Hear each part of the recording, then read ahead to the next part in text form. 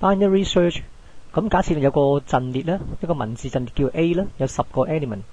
咁而我哋要揾嘅 target 就係 cat， 咁 cat 喺第2個位置揾到啦。咁同樣地咧，我哋會用翻兩個變數 low 同埋 high 啦，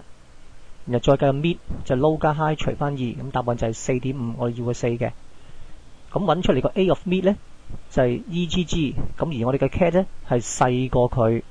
咁所以咧我就會褪個 high 啦，將個 high 褪到去 mid， 因為 mid 都唔係啦，咁所以我哋減翻1，變咗做3，再計一次個 mid 啦，咁所以0加3除以 1.5 啦，要咗個1。咁呢個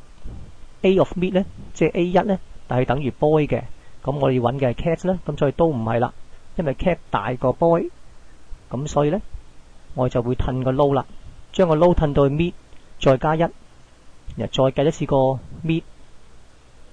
咁個 mid 就係2加3除翻2係 2.5 啦，咁啊要個2，咁 mid 指住2啦，咁而 A of mid 咧，即係 A2 裝住就係我要揾嘅嘢，咁我哋揾到啦。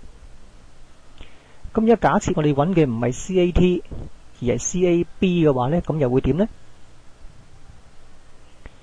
咁而家 low 係2啦， high 係3， mid 係2咧，咁我哋要揾嘅 CAB 咧就好明顯係細過呢一個 A of mid， 即係 A2 嘅 CAT， 咁所以咧我就喐邊一個咧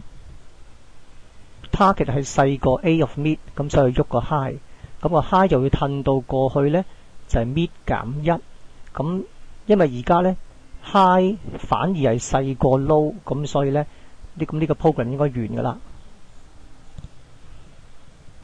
因為當 high 細過 low 嘅時候咧，我哋已經再冇